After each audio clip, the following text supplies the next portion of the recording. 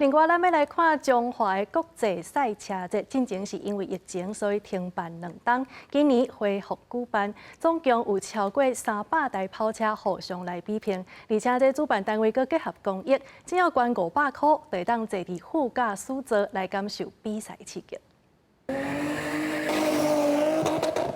一台一台的赛车声音轰轰叫，真声动北。全台湾规模上大的赛车活动——中华国际赛车节，今年伫田中高铁站举办，有来自台湾、日本、芬兰、韩国、马来西亚超过200位选手做伙驾车比赛交流。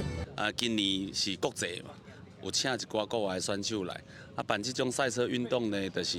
会当提升国内的这赛车的选手。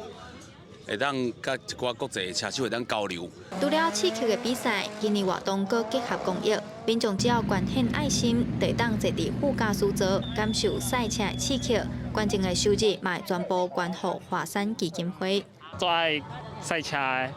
的，就是刚好有这个可以做公益的机会，非常之好，可以让公益跟赛车一起结合，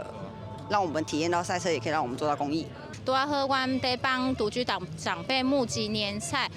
募集的状况无讲介好，因为有这个活动会使注入一股暖流。主办单位表示，因一直在推广合法的赛车运动，希望透过比赛体验活动的规划，让大众更加认捌赛车文化，可以当结合公益、做爱心，一兼利国。记者杨淑晴，中华报道。